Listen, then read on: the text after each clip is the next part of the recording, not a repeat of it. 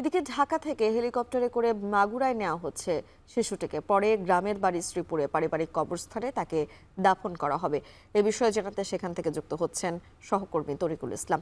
তরিকুল, একটু আমাদেরকে বিস্তারিত জানাবেন শিশুটির মরদেহ কখন পৌঁছতে পারে এবং স্বজনদের সঙ্গে আসলে আপনার কারোর সঙ্গে যোগাযোগ হয়েছে কিনা একটু বিস্তারিত জানাবেন।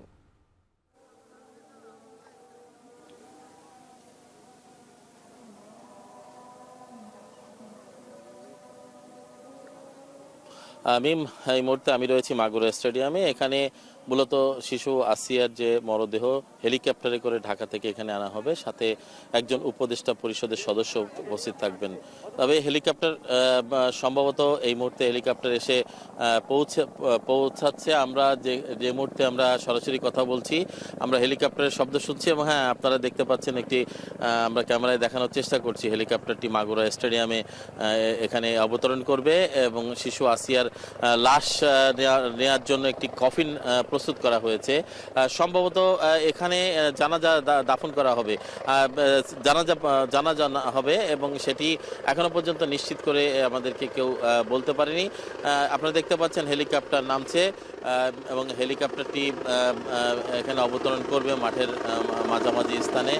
এবং এই মুহূর্তে আপনারা দেখতে পাচ্ছেন মাঠে কিন্তু সেনাবাহিনী, র্যাব, পুলিশ সদস্য চারিদিক থেকে কিন্তু নিরাপত্তা বেষ্টনী রয়েছে এবং এই সম্মিলিত সামরিক হাসপাতালে দুপুর 1টার দিকে শিশুটি মারা যায়। 8 তারিখে তাকে চিকিৎসার জন্য সেখানে নিয়ে যাওয়া হয় এবং চিকিৎসারত অবস্থায় তাকে সে মৃত্যুবরণ করে। আমরা হেলিকপ্টারের যে শব্দ হচ্ছে আপনারা দেখতে পাচ্ছেন এবং অবতরণ করছে হেলিকপ্টারটি মাগুরা স্টেডিয়ামে।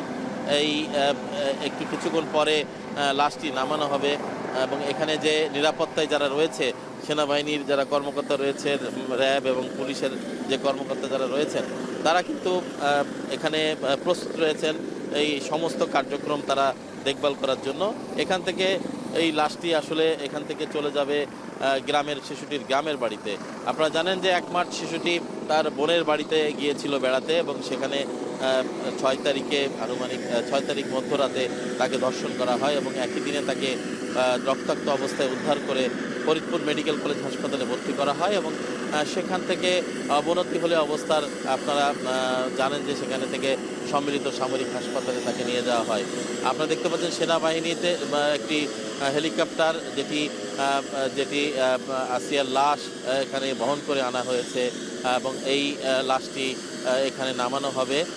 আসলে আসিয়ার ঘটনাটি এমন একটি ঘটনা, শিশুটিকে ধর্ষণ করা হয়েছে এবং হত্যা চেষ্টা করা হয়েছে। পরবর্তীতে তাকে এই কাহিনী বা এই ঘটনাটি একেবারে সারা বাংলাদেশের মানুষের হৃদয়কে নাড়িয়ে দিয়েছে।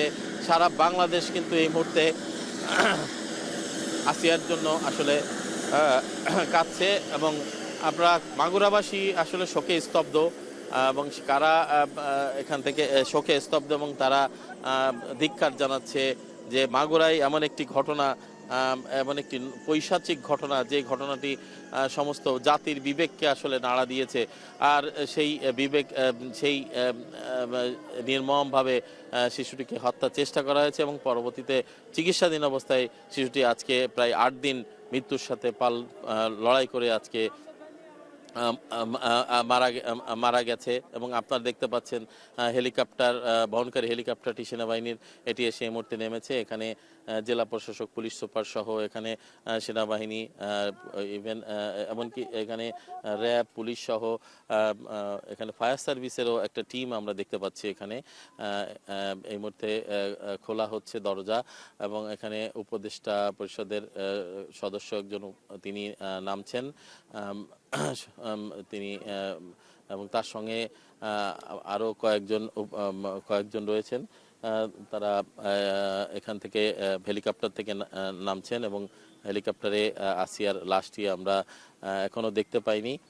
হেলিকপ্টার থেকে নামানো হবে এবং এখানে আসিয়ার পরিবারের হয়তো তার মাকে আমরা দেখতে পাচ্ছি, তার মা রয়েছে সাথে এবং তাকে মাকে নামানো হচ্ছে।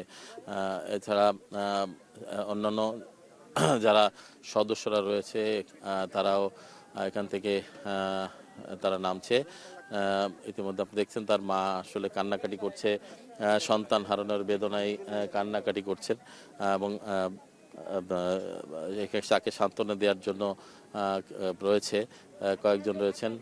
এবং আমরা দেখতে পাচ্ছেন যে আমরা খুব কাছ থেকে আমরা দেখতে পাচ্ছি যে এখানে সেনাবাহিনীর দায়িত্বরত যারা কর্মকর্তা রয়েছেন তারা কিন্তু এখানে এসে পৌঁছেছেন এবং তারা কফিন এখানে প্রস্তুত রাখা হয়েছে। সেই কফিনে কিন্তু আসিয়ার লাশটি বহন করা হবে এবং লাশটি নিয়ে যাওয়া হবে অ্যাম্বুলেন্সে করে তার গ্রামের বাড়িতে এবং সেখানে সম্ভবত সেখানেই আমরা জানা যায় এবং দাফনের ব্যবস্থা করা হচ্ছে। আপনারা দেখতে পাচ্ছেন কফিনটি নিয়ে যাওয়া হচ্ছে এবং কফিনটি হেলিকপ্টারের ঠিক কাছাকাছি জায়গায় আসলে নিয়ে যাওয়া হচ্ছে এবং সেখান থেকে আসিয়ার লাশটি নিচে নামানো হবে এবং কফিনে আপনারা দেখতে পাচ্ছেন যে কফিনটিকে খোলার প্রস্তুতি চলছে। সব মিলিয়ে একটি হৃদয় বিদারক ঘটনা যেটি সারা বাংলাদেশকে নাড়িয়ে দিয়েছে। সারা বাংলাদেশের মানুষ এই সংবাদটি আসলে প্রতিদিন তারা নেওয়ার চেষ্টা করেছে এবং আপনারা দেখতে পাচ্ছেন ঠিক এই মুহূর্তে যে লাশটি নামানো হলো, কফিনে রাখা হলো। এখানে উপদেষ্টা পরিষদের একজন সদস্য আছেন, তিনি এখানে লাশটির সঙ্গে এসেছেন ঢাকা থেকে সম্মিলিত সামরিক হাসপাতাল থেকে সরাসরি এই মাগুরা স্টেডিয়ামে লাশটি নিয়ে আসা হয়েছে।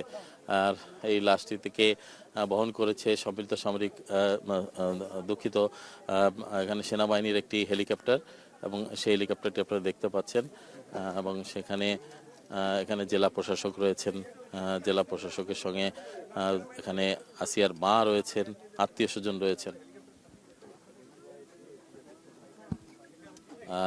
এছাড়া এখানে প্রশাসনের ঊর্ধ্বতন কর্তা ব্যক্তিরা এখানে উপস্থিত রয়েছেন। আমরা দেখতে পাচ্ছেন যে এখানে সান্ত্বনা দেওয়ার চেষ্টা করছেন উপদেষ্টা মহোদয় যিনি আছেন, তিনি আসিয়ার মাকে সেখানে নেওয়ার সান্ত্বনা দেওয়ার চেষ্টা করছেন। এই মরদেহটি একটু আগে কফিনে নামানো হলো এবং কফিনের যে মরদেহটি নামানো হয়েছে সেটি কিন্তু এক নজর দেখছেন এখানে যারা উপস্থিত রয়েছেন।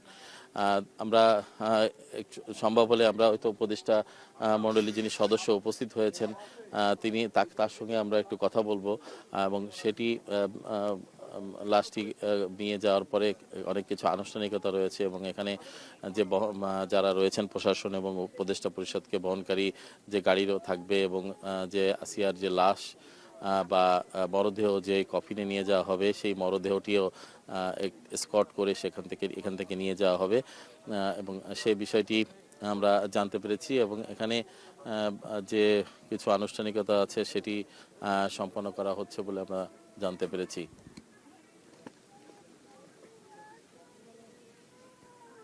এছাড়া এখানে এরপর এখান থেকে নিয়ে যাওয়ার পর গ্রামের বাড়িতে তার যেখানে দাফন করা হবে সেই কবরটি আসলে খোঁড়া হয়েছে এবং সেখানে মানুষের গ্রামবাসীর ভিড় সারাদিন খবর পাওয়ার পরে তার মৃত্যুর খবর পাওয়ার পরে সেখানকার মানুষ কিন্তু ছুটে গেছেন এবং সেখানে মানুষ কিন্তু তারা এক নজর তার বাড়ি দেখার জন্য বাড়িতে এসে তার লাশটি বা মরদেহটি দেখার জন্য কিন্তু তারা এখানে আমরা দেখার জন্য তারা কিন্তু ছুটে এসেছেন।